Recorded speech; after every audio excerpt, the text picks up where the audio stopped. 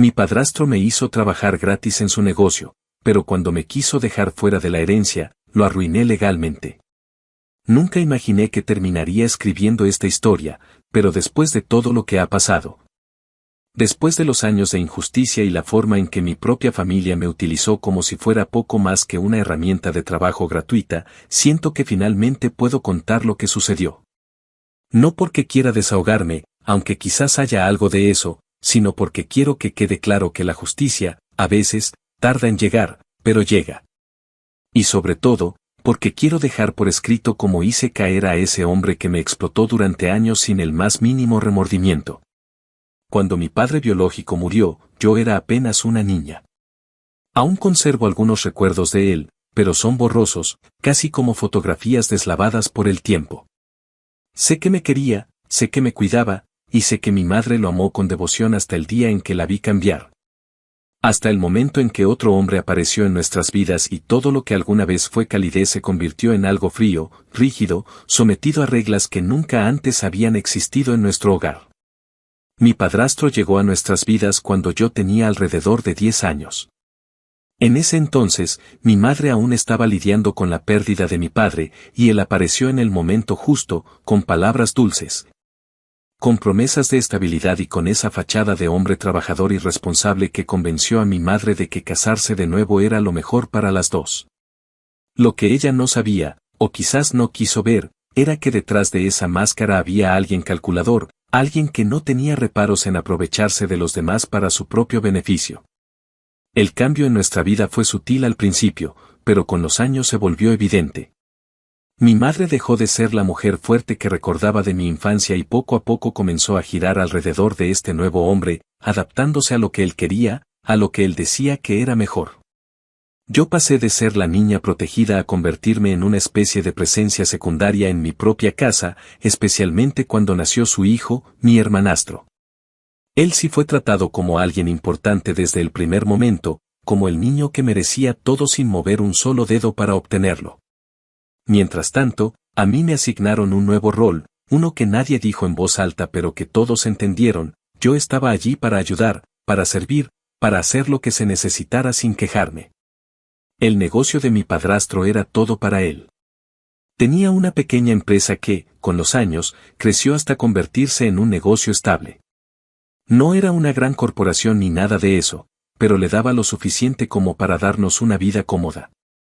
Lo curioso era que, aunque hablaba de lo importante que era el trabajo duro, nunca permitía que su hijo hiciera nada en el negocio.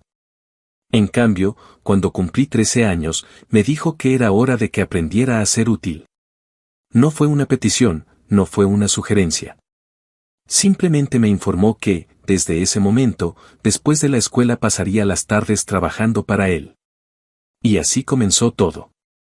Al principio, pensé que era algo temporal, quizás una especie de castigo por algo que ni siquiera recordaba haber hecho, pero con el tiempo me di cuenta de que no tenía escapatoria.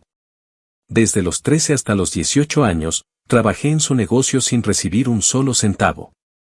Nunca me pagó, nunca reconoció mi esfuerzo, y cuando alguna vez mencioné la idea de que los empleados en otros lugares recibían sueldo, simplemente rió con esa risa condescendiente que tanto odiaba y me dijo que yo no era una empleada, que era familia y que en la familia todos ayudaban sin esperar nada a cambio.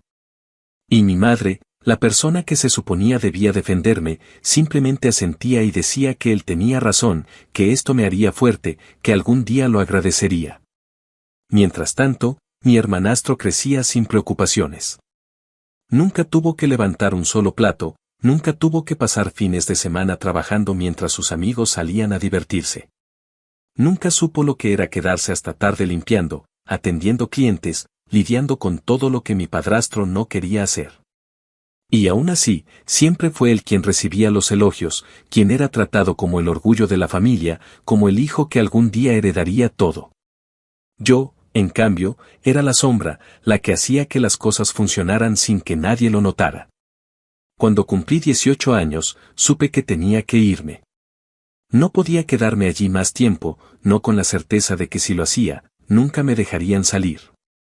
Sabía que mi padrastro esperaba que, una vez terminada la escuela, Simplemente siguiera trabajando para él hasta que un día me casara con alguien que él aprobara y pasara de ser su mano de obra gratuita a ser la sirvienta de otro hombre. Pero yo no iba a permitirlo. Sin un plan claro, sin dinero, sin apoyo de nadie, simplemente me fui. No fue una gran confrontación, no hubo gritos ni escenas dramáticas. Solo me marché y nunca miré atrás. Pasaron los años. Construí mi vida desde cero, con esfuerzo, con sacrificios, con muchas noches en las que me pregunté si había tomado la decisión correcta. Pero cada vez que recordaba lo que había dejado atrás, la respuesta era la misma: sí, fue lo mejor que pude haber hecho. Me alejé de mi madre, de mi padrastro, de todo lo que me recordara esos años de explotación disfrazada de ayuda familiar. Pensé que nunca más tendría que lidiar con ellos. Pero entonces, un día, por pura casualidad, me enteré de algo que lo cambió todo. Mi padrastro había estado enfermo. No algo grave al principio, pero con el tiempo su salud se deterioró, y con eso vinieron problemas financieros. El negocio, el mismo al que yo había entregado años de mi vida, seguía en funcionamiento, pero ahora estaba enfrentando dificultades. Y lo que fue más impactante, él estaba arreglando su testamento. Lo que descubrí no me sorprendió, pero sí me llenó de una furia que no creí que aún existiera en mí. Él iba a dejarle todo a su hijo. Todo. Cada centavo, cada propiedad, cada pedazo del negocio que, aunque nunca me perteneció legalmente, yo había ayudado a construir con mi trabajo. Yo no estaba incluida en absoluto, ni siquiera como un gesto simbólico. Para él, yo nunca había sido parte de la familia. Solo había sido útil mientras le serví, y ahora, como ya no me necesitaba, ni siquiera se molestaba en fingir lo contrario. Fue en ese momento cuando decidí que no iba a permitirlo. No iba a dejar que él simplemente me borrara como si nunca hubiera existido, como si mis años de trabajo hubieran sido un regalo que le di por pura generosidad. No, esta vez no, y si él creía que podía seguir adelante sin pagar por lo que hizo, estaba a punto de descubrir cuán equivocado estaba. La venganza no era algo que había planeado, pero cuando la oportunidad se presentó, la tomé sin dudar. Y no iba a ser una venganza impulsiva ni una rabieta infantil. No. Iba a hacerlo bien. Iba a hacer que él lo perdiera todo de la misma forma en que él me hizo perder mi infancia y mi libertad. Actualización 1. Pasaron algunos días desde que descubrí la intención de mi padrastro de dejarme completamente fuera de la herencia. Al principio, el enojo me consumió de una forma que hacía tiempo no experimentaba. Era una furia densa, contenida, la misma que había aprendido a tragarme durante años mientras trabajaba sin descanso en su negocio, viendo cómo mi esfuerzo se desvanecía en la indiferencia. Pero esta vez no tenía por qué aguantarlo. Ya no era una niña atrapada bajo su autoridad, ya no dependía de su aprobación ni de las migajas que estuviera dispuesto a darme. Ahora era una adulta con recursos, con la capacidad de actuar, y sobre todo, con el deseo inquebrantable de hacerle pagar por cada injusticia que cometió. No podía simplemente irrumpir y exigirle lo que me correspondía, porque legalmente no me correspondía nada. Él tenía el derecho de hacer con sus bienes lo que quisiera. Pero lo que sí podía hacer era revisar si realmente todo en su negocio estaba en orden, si la base de su pequeño imperio construido sobre la explotación y el abuso era tan sólida como él creía. Lo primero que hice fue investigar. No podía actuar sin tener pruebas, sin conocer los puntos débiles que podía atacar. No fue difícil encontrar información sobre su empresa, el negocio seguía registrado con el mismo nombre, operando bajo el mismo esquema, con la misma arrogancia de siempre. Lo que sí me sorprendió fue descubrir que, a pesar de que aún mantenía un nivel de ingresos alto, había señales de problemas financieros que antes no existían. Había demandas pequeñas aquí y allá, problemas con proveedores, quejas de empleados. Parecía que con el paso de los años, la misma actitud que había tenido conmigo la había replicado con otros, y ahora eso comenzaba a pasarle factura. Mi siguiente paso fue contactar a un abogado. No podía hacer esto sola, no cuando sabía que mi padrastro era astuto y que no dudaría en manipular cualquier situación para hacerme quedar como la villana. Me aseguré de encontrar a alguien con experiencia en temas laborales y fiscales, alguien que pudiera decirme con certeza si existía una forma legal de reclamar lo que me debía. Cuando le expliqué mi historia, mi abogado escuchó con atención y al final me dijo que, aunque el testamento no era algo en lo que pudiera interferir directamente, sí había un camino para obtener compensación. Mi trabajo no remunerado. Resultó que, según las leyes laborales del Estado, el hecho de que yo hubiera trabajado durante años sin recibir pago podía ser motivo suficiente para una demanda. Existían registros de clientes, de empleados, de personas que podían dar testimonio de que yo estuve allí, de que no era una simple ayudante ocasional sino una trabajadora más del negocio. Aunque nunca se me reconociera como tal. Además, al revisar la empresa más a fondo, mi abogado encontró irregularidades en la forma en que se manejaban los pagos de otros empleados. Había meses en los que las contribuciones al seguro social no coincidían, contrataciones que no estaban bien documentadas y, lo más interesante, evidencia de evasión fiscal. Ese descubrimiento fue clave. No solo podía demandarlo por los años que trabajé sin pago, sino que también podía reportarlo a las autoridades fiscales. Y lo mejor era que, debido a la acumulación de faltas, no se trataba de un simple error administrativo, era fraude. Mi plan comenzó a tomar forma con cada documento que encontrábamos, con cada irregularidad que salía a la luz. No iba a actuar impulsivamente, no iba a precipitarme. Iba a esperar el momento exacto para lanzar el golpe.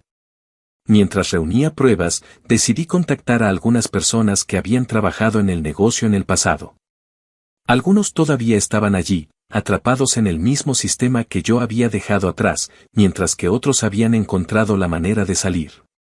Hablar con ellos fue revelador. Descubrí que mi padrastro no solo seguía operando de la misma manera, sino que había empeorado con los años. Ahora exigía más, pagaba menos, y su actitud se había vuelto aún más déspota. Escuché historias de empleados que renunciaron porque no soportaban su trato, de personas que habían demandado y ganado acuerdos pequeños solo para evitarse un pleito más largo. Y, lo más importante, encontré a 2 ex empleados dispuestos a testificar sobre lo que habían visto en los años en que trabajé allí. Con cada conversación, con cada archivo que recopilaba, con cada prueba que añadía a mi caso, la sensación de impotencia que había cargado durante tanto tiempo comenzó a transformarse en algo diferente. Ya no era solo enojo, ya no era solo la necesidad de venganza. Ahora era certeza. Sabía que tenía algo real en mis manos, algo que podía usar para derribarlo de una forma en la que él nunca imaginaría. La clave era la paciencia. No podía mostrar mi mano demasiado pronto. No podía permitir que sospechara que algo estaba ocurriendo. Así que seguí investigando, preparando todo en silencio, mientras mi padrastro seguía con su vida, confiado en que nadie podía tocarlo. Confiado en que su legado estaba asegurado, que su hijo heredaría todo sin problemas, que yo había desaparecido de su vida para siempre. Pero lo que él no sabía era que, mientras él seguía con su juego, yo ya había empezado el mío. Y esta vez, las reglas las ponía yo. Actualización 2. Pasaron algunas semanas desde que comencé a mover las piezas de mi plan. No podía precipitarme, no podía cometer errores. Sabía que mi padrastro, a pesar de su arrogancia, no era un hombre completamente descuidado, su negocio había crecido porque sabía manipular, porque entendía cómo sacar ventaja de las circunstancias y, sobre todo, porque tenía una facilidad inquietante para hacer que la gente creyera en su versión de los hechos.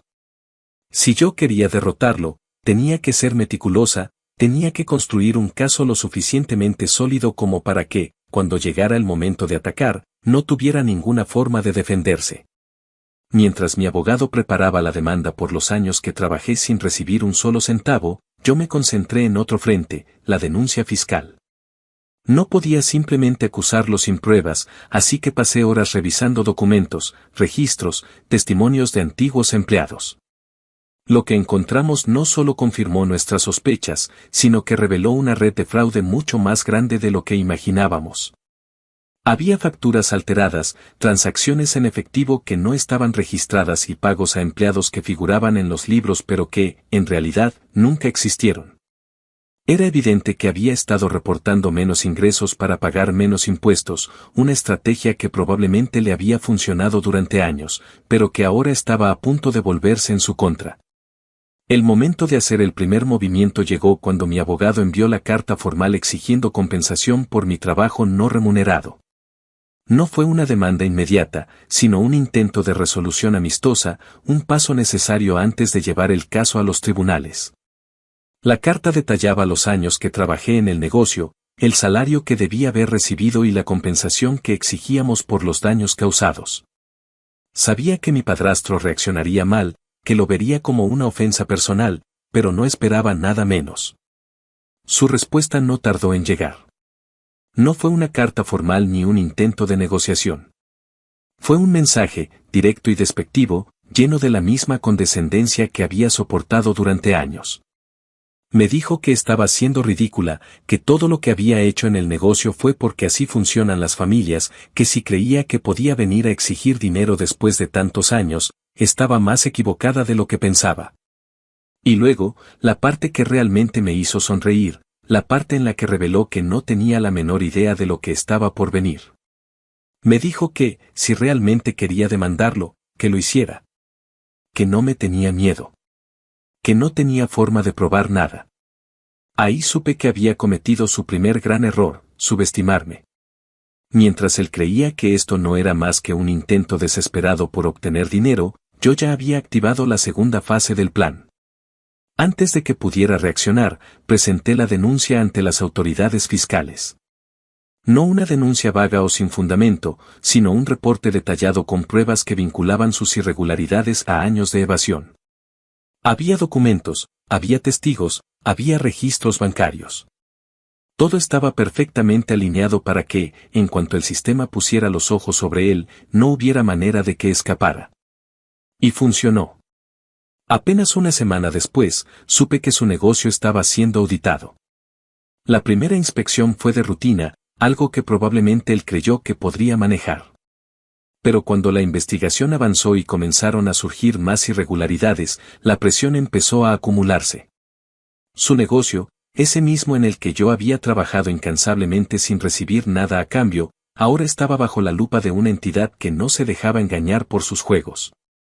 Fue en ese punto cuando su actitud empezó a cambiar. Pasó de la burla y la arrogancia al silencio incómodo. Ya no me enviaba mensajes despectivos ni intentaba ridiculizarme. En su lugar, intentó hablar con mi madre, probablemente esperando que ella me convenciera de detenerme. No sé exactamente qué le dijo, pero un día, después de meses de no hablarme, mi madre me llamó. No fue una conversación larga, ni mucho menos emotiva.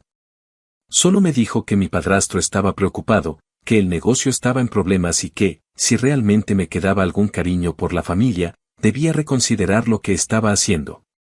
La escuché en silencio, sin interrumpirla. Y cuando terminó, le respondí con la misma frialdad con la que ella me trató cuando era niña cada vez que me obligaban a trabajar sin derecho a quejarme. Le dije que si mi padrastro estaba en problemas, era por su propia culpa. Que yo no tenía nada que reconsiderar. Que durante años lo vi aprovecharse de la gente y que ahora simplemente estaba enfrentando las consecuencias de sus actos. No intentó discutir conmigo. Solo suspiró y dijo que esperaba que algún día me diera cuenta de lo mucho que estaba lastimando a la familia. Pero la verdad era que yo no estaba lastimando a nadie. Solo estaba asegurándome de que él no pudiera seguir lastimando a otros. Mientras la auditoría avanzaba, mi abogado presentó oficialmente la demanda laboral. Esta vez, no hubo carta amistosa, no hubo negociaciones. Era una demanda formal, con todos los documentos en regla, con testigos listos para declarar. Supe que mi padrastro se enteró cuando mi hermanastro, ese mismo que había vivido toda su vida sin mover un solo dedo, publicó en redes sociales un mensaje vago pero lleno de resentimiento. Algo sobre familiares traidores que no saben cuándo detenerse. Actualización 3. Las semanas siguientes fueron un espectáculo que observé con la calma de quien sabe que la tormenta está por llegar, pero no teme ser arrastrada por ella. Mientras mi padrastro lidiaba con las auditorías fiscales y la demanda laboral que ahora pesaba sobre su negocio, yo seguía adelante con mi vida con una tranquilidad que no había sentido en años. No porque esto no me afectara, sino porque, por primera vez, sentía que tenía el control.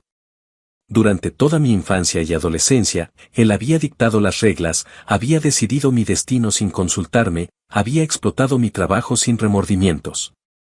Ahora, era yo quien movía las piezas, y él ni siquiera lo veía venir. Los primeros intentos de negociación no fueron directos. No fue él quien me contactó, sino su abogado. Mi abogado recibió una oferta de acuerdo que, en su arrogancia, creyó que yo aceptaría sin pensarlo. Me ofrecían una suma irrisoria, una cantidad que ni siquiera se acercaba al salario mínimo por los años que trabajé. Lo presentaron como una muestra de buena voluntad, como si estuvieran haciéndome un favor, como si no estuvieran completamente conscientes de que la ley estaba de mi lado. Rechacé la oferta sin dudarlo. Sabía que esperaban que lo hiciera. Sabía que la táctica era tantear el terreno, ver si tenía miedo, si estaba dispuesta a ceder con el mínimo esfuerzo. Pero mi respuesta fue clara, no estaba interesada en un acuerdo que minimizara lo que habían hecho. No iba a aceptar sus migajas, no después de todo lo que soporté. Fue entonces cuando mi padrastro decidió intentar lo que mejor sabía hacer, manipular. Me enteré por terceros que había comenzado a contar su versión de la historia, torciendo los hechos para hacerme quedar como la villana. Según él, yo no había sido más que una niña consentida que jugaba en el negocio, alguien que nunca había trabajado realmente, alguien que ahora, después de años, intentaba aprovecharse de la familia para obtener dinero. Decía que mi reclamo era absurdo, que si de verdad hubiera sido una empleada, habría pedido pago en su momento. Me reí cuando escuché esa parte. Era exactamente el tipo de argumento que usaban los explotadores cuando intentaban justificar sus acciones. Porque claro, según él, una niña de 13 años tenía el poder de exigir un sueldo, de enfrentarse a un adulto que tenía control total sobre su hogar y su bienestar. Como si hubiera tenido la opción de decir que no. Pero lo que él no sabía era que yo no estaba sola. Uno de los ex empleados con los que hablé, alguien que había trabajado conmigo en esos años, se enteró de lo que estaba diciendo y me contactó para ofrecerse como testigo. No solo recordaba perfectamente cómo trabajé en el negocio sin recibir pago, sino que también tenía pruebas, mensajes antiguos, registros de turnos en los que mi nombre aparecía sin sueldo asignado. Incluso fotografías de esos años en las que se veía claramente que yo estaba allí, trabajando como cualquier otro empleado.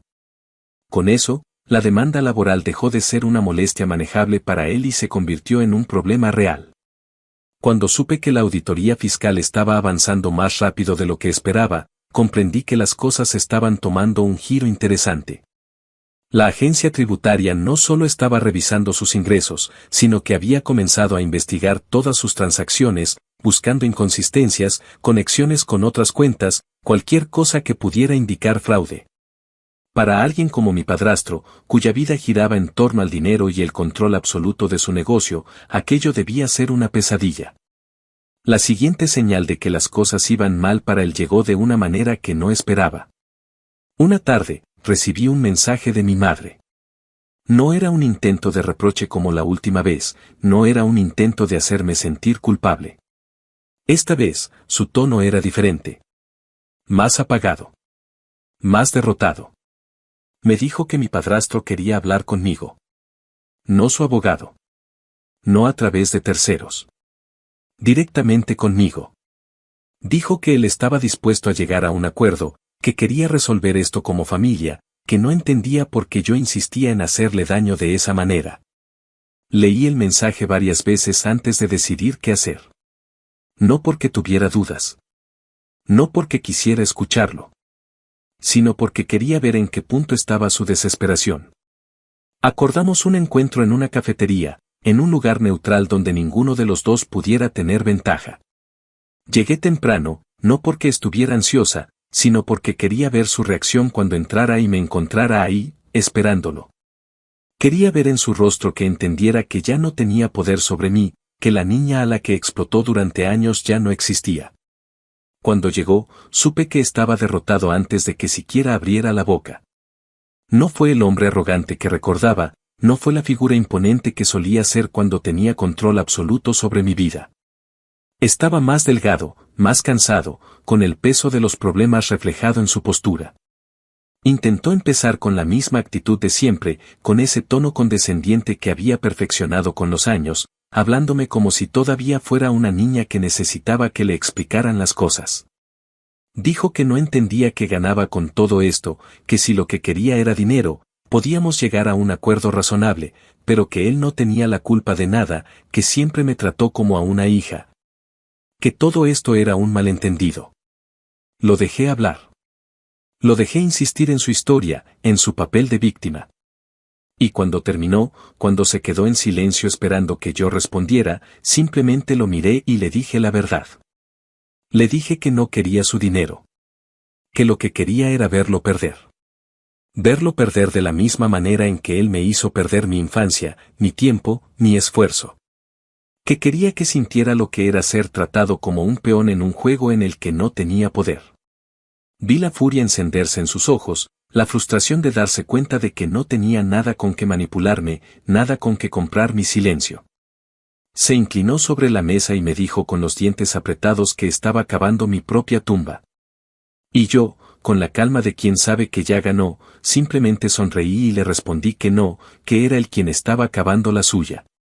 Me levanté y me fui, dejándolo ahí, en esa mesa, con su orgullo destrozado y su imperio comenzando a derrumbarse. Actualización 4. Los días siguientes a nuestro encuentro fueron un espectáculo que observé con la misma paciencia con la que alguien ve caer un castillo de naipes, pieza por pieza, sabiendo que el colapso es inevitable. La diferencia era que este castillo no se sostenía sobre estructuras firmes, sino sobre mentiras, fraudes y años de abuso que finalmente estaban cobrando su precio. Mi padrastro había intentado negociar, había intentado manipularme, y cuando vio que nada de eso funcionaba, hizo lo que siempre hacía cuando no podía controlar la situación, recurrió a la intimidación. El primer indicio de esto llegó en forma de rumores. Sabía que él no me enfrentaría directamente después de nuestra conversación en la cafetería, porque hacerlo implicaría reconocer que yo tenía el poder en esta situación. En cambio, comenzó a propagar su propia versión de la historia entre conocidos, entre familiares lejanos, entre personas que aún creían en su palabra. De repente, yo era la ingrata, la hija adoptiva que traicionó a la familia, la persona que estaba destruyendo el negocio que había sido el sustento de todos. Me llegaron comentarios de gente que apenas recordaba, personas que me enviaban mensajes llenos de condescendencia diciéndome que estaba exagerando, que debía dejarlo en paz. Que en el fondo él siempre había sido bueno conmigo. Me reí cuando leí esos mensajes. No porque me hicieran gracia, sino porque era predecible. Porque, una vez más, intentaba reducir mi historia a una simple pelea familiar, como si todo lo que había pasado fuera un malentendido que podía resolverse con una charla y un apretón de manos. Pero lo que él no entendía, lo que nunca había entendido, era que esto no se trataba de una pelea. Se trataba de justicia. Y la justicia, finalmente, estaba alcanzándolo. Los problemas fiscales que comenzaron como una simple auditoría pronto escalaron a algo más serio. La agencia tributaria había encontrado suficientes inconsistencias para abrir una investigación formal. No era solo un problema de contabilidad desordenada. Era fraude, evasión fiscal en niveles que podían llevarlo a enfrentar consecuencias legales serias. Las multas acumuladas no eran insignificantes, y la posibilidad de un proceso penal comenzaba a ser real. Pero eso no era todo. Mi demanda laboral, que hasta ese momento había sido solo una molestia para él, se convirtió en un problema mayor cuando el juez admitió el caso y estableció una fecha para la audiencia. No había manera de que él pudiera desestimar mis reclamos como si fueran inventos. No cuando tenía testigos, documentos, pruebas que demostraban que trabajé durante años sin recibir pago. Y lo peor para él no era solo la demanda en sí, sino lo que significaba para su negocio. Porque ahora, cada uno de sus empleados comenzaba a preguntarse si ellos también habían sido explotados. No pasó mucho tiempo antes de que otras personas decidieran alzar la voz. Algunos empleados actuales, otros antiguos, comenzaron a hablar sobre irregularidades en sus propios pagos, sobre horas extras que nunca fueron compensadas, sobre contratos que nunca se cumplieron. No todos estaban dispuestos a demandarlo, pero la idea ya estaba sembrada, la semilla de la duda crecía dentro de su empresa. Y el negocio, que hasta entonces había resistido crisis económicas y competencia feroz, comenzó a tambalearse por algo que mi padrastro nunca consideró un problema real, su propia arrogancia. Lo que siguió después fue el principio del fin. El golpe final no lo di yo, sino el propio sistema al que él había burlado durante años. La investigación fiscal concluyó que había suficientes pruebas para proceder con cargos, y aunque todavía no se había dictado una sentencia, las consecuencias inmediatas fueron devastadoras. Su cuenta bancaria fue congelada, las multas comenzaron a acumularse a niveles imposibles de pagar, y con ello vino el colapso de su empresa. Los proveedores comenzaron a retirarse, los clientes a dudar, los empleados a buscar otros lugares donde trabajar. Y entonces, la noticia que esperaba finalmente llegó. Tuve la confirmación de que estaba vendiendo el negocio. No porque quisiera, no porque fuera una estrategia, sino porque ya no tenía opción. Había perdido el control. El hombre que me obligó a trabajar sin paga durante años, el mismo que me dijo con desprecio que nunca podría probar nada, el que intentó comprar mi silencio con una oferta patética. Ahora se veía obligado a deshacerse de lo que más valoraba. No porque quisiera proteger su legado, sino porque no tenía más remedio. Me imaginé su desesperación al darse cuenta de que ya no había salida, al entender que todo lo que construyó con abuso y manipulación se estaba desmoronando, y sentí algo que no era solo satisfacción. Era justicia. Mi madre intentó llamarme de nuevo cuando la noticia se hizo pública. Esta vez, su tono era diferente. Ya no era el intento de hacerme sentir culpable, ya no era el reproche disfrazado de preocupación. Era miedo. Sabía que la caída de mi padrastro significaba que su estabilidad también estaba en riesgo. Que durante años había dependido de un hombre que ahora no tenía nada, que la vida cómoda que había defendido con su silencio se estaba desmoronando junto con su esposo. No respondí su llamada. No porque no tuviera nada que decirle, sino porque, en ese punto, ya no importaba. Actualización final. Los días siguientes al colapso del negocio de mi padrastro fueron silenciosos, casi anticlimáticos. No hubo un gran estallido, no hubo una confrontación final donde él admitiera su derrota con lágrimas en los ojos o donde yo pudiera mirarlo directamente y decirle que todo esto era su culpa. No. Fue un proceso lento, implacable, como el derrumbe de un edificio viejo que ha sido corroído por dentro durante años. Y esa era precisamente la razón por la que lo disfruté aún más. El negocio se vendió a un precio ridículo, muy por debajo de su valor real. No porque fuera un mal negocio en sí, sino porque nadie quería comprar una empresa que venía con problemas fiscales, demandas laborales y la sombra de un escándalo legal sobre sus hombros. Mi padrastro intentó negociar, intentó aferrarse a lo que podía, pero la verdad era que ya no tenía poder de negociación. Las cuentas congeladas, las multas, los embargos, todo lo había dejado en una posición en la que su única opción era vender rápido y barato antes de que los acreedores tomaran lo poco que quedaba. Mi madre, la mujer que durante años justificó cada una de sus acciones, que me hizo sentir que mi trabajo no tenía valor, que me enseñó a aceptar la explotación como parte de la vida. Finalmente sintió las consecuencias de su lealtad ciega. Se quedó sin el estilo de vida al que se había acostumbrado, sin la estabilidad económica que creyó que estaría asegurada para siempre. Y lo más irónico de todo fue que mi padrastro no dejó de ser el hombre orgulloso y testarudo que siempre había sido. En lugar de aceptar su caída, en lugar de asumir la responsabilidad por lo que había hecho, eligió culpar a todos menos a sí mismo. Culpó a los empleados que se atrevieron a hablar, culpó a las autoridades fiscales por perseguirlo, culpó al sistema por ser injusto. Pero sobre todo, me culpó a mí. No es que lo haya dicho directamente. No hubo una carta, un mensaje o un intento final de hacerme cambiar de opinión. Pero lo supe. Lo supe cuando me enteré de que hablaba de mí con la poca gente que todavía le dirigía la palabra, cuando intentó hacer ver que todo esto fue una venganza infantil. Que yo nunca fui realmente parte de la familia y que mi única intención siempre fue destruirlo. Lo que nunca comprendió, lo que nunca quiso entender, es que yo no lo destruí. Él se destruyó solo. Yo solo me aseguré de que esta vez no hubiera forma de escapar de las consecuencias. Mi hermanastro, el hijo que mi padrastro siempre consideró digno de todo, el que creció sin levantar un solo dedo, enfrentó la realidad de una manera aún más cruda. Sin el negocio de su padre para sostenerlo, sin el dinero fácil al que estaba acostumbrado, sin una herencia que pudiera simplemente tomar y administrar con la misma mediocridad con la que había vivido toda su vida, se encontró en un mundo que no le debía nada. No tardó en derrumbarse. Intentó encontrar trabajo, pero su apellido ahora estaba manchado por el escándalo. Nadie confiaba en él, nadie quería contratar al hijo de un hombre que acababa de perder todo por fraude y explotación laboral. Para alguien que nunca había tenido que esforzarse por nada, el golpe fue devastador. No me importó. No porque buscara venganza contra él en particular, sino porque él siempre fue cómplice. Siempre disfrutó de los beneficios de mi trabajo, siempre se burló de mí cuando yo era tratada como una sirvienta mientras él era tratado como un rey. Nunca se preguntó de dónde venía su comodidad, nunca pensó en el precio que otros pagaban por su vida fácil.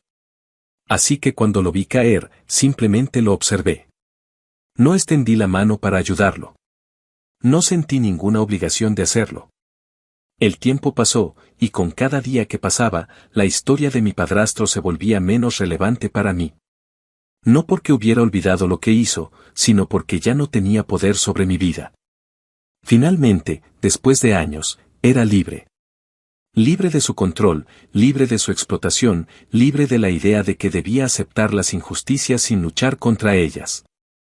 Con el dinero que obtuve de la demanda, hice algo que él nunca habría esperado. No lo gasté en lujos ni lo usé para presumir mi victoria. Lo utilicé para construir algo propio. Algo que nadie pudiera quitarme, algo que no dependiera de la voluntad de otro. Abrí mi propio negocio. No un negocio grande ni ambicioso al principio, sino algo pequeño, algo que pudiera manejar sin miedo a repetir los errores de mi padrastro.